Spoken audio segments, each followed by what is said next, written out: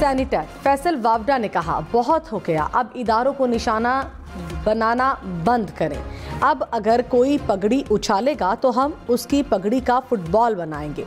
किसी पर इल्ज़ाम लगाने से काम नहीं चलेगा, तराजू पर शवाहिद देना पड़ेंगे। इदारों की कहीं मुदाखलत है तो सबूत दें, हम साथ खड़े होंगे। बताएं अदालती कार्रवाई में मुदाखलत किसने की? पर्दों के पीछे नहीं, खुलकर बात करें। 15 दिन हो गए, मुझे जवाब नहीं मिला। आम आदमी का क्या होगा? इन मामलात पर अब सुप्रीम जुडिशल काउंसिल को मुदाखलत करना पड़ेगी। गवर्नर और खैबर पख्तूनख्वा हुकूमत में फिर कशीदगी। खैबर पख्तूनख्वा हाउस में गवर्नर के लिए मुख्तस ब्लॉक खत्म। मुशीर इत्तलात बैरिस्टर सैफ ने कहा, गवर्नर इनेक्सी फिलहाल मेंबरान सूबाई असम्बली और वुज़रा इस्तेमाल करेंगे। गवर्नर दिल न हारें, केपी हाउस में उनका दाखिला बंद नहीं करेंगे। गवर्नर खैबर पख्तूनख्वा फैसल करीम कुंडी ने कहा, खैबर पख्तूनख्वा हाउस में गवर्नर इनेक्सी को बंद करना गैर आईनी है। दुबई में पाकिस्तानियों समेत गैर मुल्कियों की तकरीबन 400 अरब डॉलर की जायदादों का इंकशाफ। प्रॉपर्टी लीक्स के मुताबिक भारतीय पहले नंबर पर हैं। फहरिस्त में पाकिस्तानियों का नंबर दूसरा है, जिनकी जायदादों की मालियत 11 अरब डॉलर तक है। कंपनियों के नाम पर खरीदी गई जायदादें और कमर्शियल इलाकों में आने वाली जायदादें रिपोर्ट के तज्जिए का हिस्सा नहीं। इनमें से अक्सर प्रॉपर्टीज पाकिस्तान में डिक्लेयर्ड भी हैं। तर्जुमान बिलावल भुट्टो की प्रॉपर्टी लीक्स पर वजाहत। कहा, बिलावल भुट्टो और आसिफा भुट्टो की दुबई की इमलाक डिक्लेयर्ड है। मौजूदा खबर में कुछ नया नहीं, ना गैर कानूनी है। बज़ाहिर ये खबर है और ना कोई स्कैंडल। बदनीयती पर कार्रवाई को मुतालिका फोरम्स पर चैलेंज किया जाएगा। वज़ीर इत्तलात शजील मेमन ने कहा, मेरी तमाम प्रॉपर्टीज़ डिक्लेयर्ड है, ये कोई नई बात नहीं, पहले से सब कुछ आवाम के इल्म में है। मालूमात को सनसनीखेज बनाकर पेश किया जा रहा है। पीपल्स पार्टी रहनुमा शरी रहमान का कहना है कि डिक्लेयर्ड जायदाद में करप्शन ढूंढने की नाकाम कोशिश की गई। डिक्लेयर्ड जायदाद की तफसीलात दुबई लीक में शामिल करना कोई इंकशाफ नहीं। जिलावतनी के दौरान खरीदी हुई जायदाद बेनज़ीर भुट्टो ने बच्चों के नाम की। बिलावल भुट्टो और आसिफा अपने तमाम असासों का बाकायदा टैक्स अदा करते हैं। उमिल असलम ने कहा, दुबई लीक्स स्कैंडल मजमूई तौर पर 400 अरब डॉलर्स का है। 11 अरब डॉलर्स वापस आ गए तो IMF की ज़रूरत ख़त्म हो जाएगी।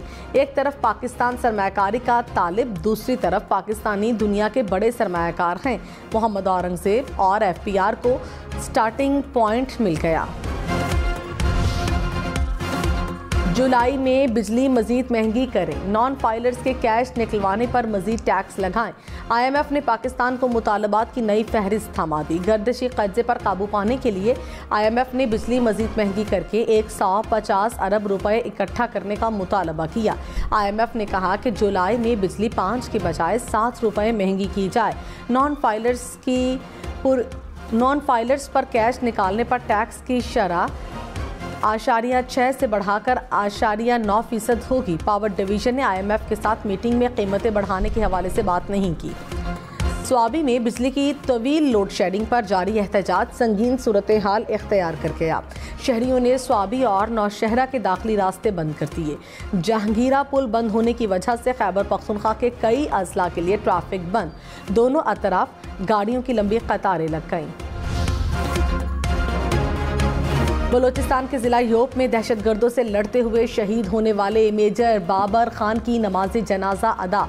नमाज जनाजा में आला फौजी, सिविल अफसरान, इंतज़ामिया की शिरकत। ISPR के मुताबिक मेजर बाबर खान दहशतगर्दों के खिलाफ ऑपरेशन के दस्ते की क़यादत कर रहे थे। ऑपरेशन के दौरान 3 दहशतगर्द मारे गए। असलहा, गोला बारूद, धमाका खेज मवाद बरामद। सिक्योरिटी फोर्सेज बलोचिस्तान के अमन, इस्तेहकाम और तरक्की को सबोताज करने की कोशिशों को नाकाम बनाने के लिए पुरअज़्म है। वज़ीर आज़म शहबाज शरीफ का शहीद मेजर बाबर खान को खिराजी अक़ीदत। कहा, पूरी कौम को अपने बहादुर जवानों पर फ़ख्र है। वज़ीर इत्तलात पंजाब अस्मा बुखारी ने कहा, हद तक इज़्ज़त का नया कानून ला रहे हैं। 21 दिन में 3 पेशियां होंगी, तारीखों पर जवाब जमा कराना होगा। हद तक इज़्ज़त का इल्ज़ाम साबित होने पर 30 लाख रुपए का हर्जाना अदा करना होगा। हद तक इज़्ज़त का नया कानून सोशल मीडिया पर भी लागू होगा।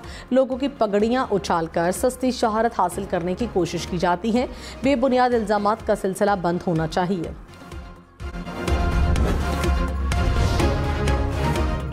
मुस्तफ़ा कमाल ने कहा, कराची पाकिस्तान का रेवेन्यू इंजन है। कराची पलता तो पाकिस्तान चलता है, मगर कराची में आज भी बच्चे गटर में गिर रहे हैं। सिंध के पानी का 1.5% कराची को मिल रहा है। हम हुकूक मांगते हैं तो लसानी जमात होने का ताना दिया जाता है। यूनिवर्सिटीज़ में बेरोजगार पैदा करने वाली फैक्ट्रीज बन गई हैं। सदर किसी पार्टी का नहीं, पूरे पाकिस्तान का होता है।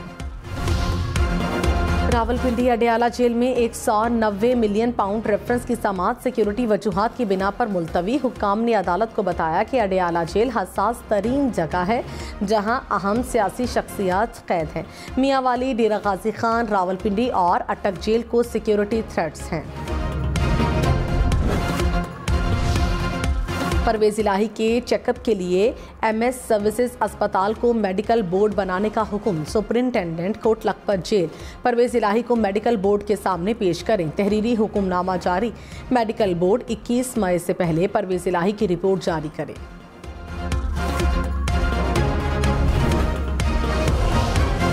परवेज इलाही ने कहा, मुआशी और सियासी हालात साबिक चेयरमैन PTI से मुज़ाकरात के बाद ही बेहतर हो सकते हैं। हर मसले का हल मुज़ाकरात के जरिए निकाला जा सकता है। लगता है नून लीग मुज़ाकरात के लिए संजीदा नहीं। तमाम सियासी जमातें अपना अपना मुस्बत रोल अदा करें, तभी इस्तेहकाम पैदा होगा। फॉर्म 47 वाली हुकूमत आवाम को किसी सूरत कबूल नहीं। साबिक चेयरमैन PTI की रिहाई का खौफ जाली हुक्मरानों को चैन से नहीं बैठने दे रहा। फवाद हुसैन चौधरी ने कहा, जहां मालियाती स्कैंडल सामने आए तो शरीफ और जरदारी खानदान के नाम आते हैं। दुबई में पाकिस्तानियों का 11 अरब डॉलर पड़ा है। जिनकी दुबई में प्रॉपर्टी है उनको कोई फर्क नहीं पड़ता। इंतशार की तरफ ना जाएं, तलखियां नीचे लेकर आएं। साबिक वज़ीर दाखिला शेख रशीद अहमद ने पेशगोई की कि हुकूमत का इंजन धुआं दे रहा है। 30 जून से सियासत में तब्दीली आएगी। हम मुकद्दमात का सामना कर करके थक गए हैं। लोगों को अदलिया से इंसाफ की उम्मीद है। बल्दियाती इंतखाबात क्यों नहीं कराए गए? इस्लामाबाद हाई कोर्ट ने हुकूमत से जवाब तलब कर लिया। सेक्रेटरी दाखिला, चीफ कमिश्नर और इलेक्शन कमीशन से 2 हफ्तों में रिपोर्ट तलब। रिमार्क्स में कहा, विफाकी हुकूमत क्यों इस्लामाबाद के बल्दियाती इंतखाबात कराने से गुरेजा है। अदालत ने इंतखाबात का हुक्म दिया, अब तक अमल दरामद नहीं हो सका। कराची में लांढी लालाबाद के करीब 4 साला बच्चा नाले में डूबकर जाँ बहक। बच्चा अपनी वालिदा के साथ रिश्तेदारों के घर जा रहा था। लाश वोरसा के हवाले कर दी गई। कराची में डकैती मुज़ाहमत पर एक और शहरी कत्ल। सुपर हाईवे जमाली पुल के करीब मामू के हमरा मोटरसाइकिल पर सवार तालिबे इल्म दौरान वारदात डाकुओं से मुकाबले में जान से गया। फायरिंग से मकतूल का मामू भी जख्मी हुआ। मुज़ाहमत के दौरान मकतूल तालिबे इल्म की फायरिंग से एक मुबैना डाकू मारा गया। डाकू के साथी की फरार होने की कोशिश। गश्त पर मामूर पुलिस से मुकाबले में हालात। जाबहक नौजवान की नमाज जनाजा अदा।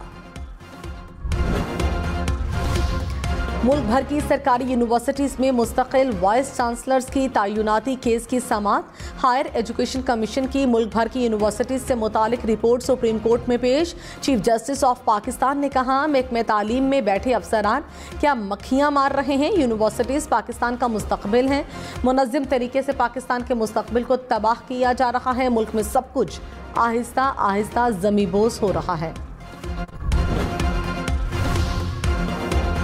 इसहाक डार की बीजिंग में चीनी एग्जीक्यूटिव नायब वजीर आज़म से मुलाकात। शांगला हमले के मुजरिमों को कैफरे किरदार तक पहुंचाने की यकीन दहानी। CPEC, तिजारत, इक़्तिसादी ताउन और सरमायाकारी पर गुफ्तगू। खुंजराब बॉर्डर क्रॉसिंग से राबते और वीज़े के आसान निज़ाम पर बातचीत। पाकिस्तान स्टॉक मार्केट में बुलंदी का नया रिकॉर्ड। 100 इंडेक्स पहली बार 75,000 पॉइंट्स की सतह अबूर कर गया। 100 इंडेक्स में ट्रेडिंग के दौरान 500 से ज़ायद पॉइंट्स का इजाफा देखा गया। फी तोला सोना 2900 रुपये महंगा होकर 2,44,000 रुपये का हो गया।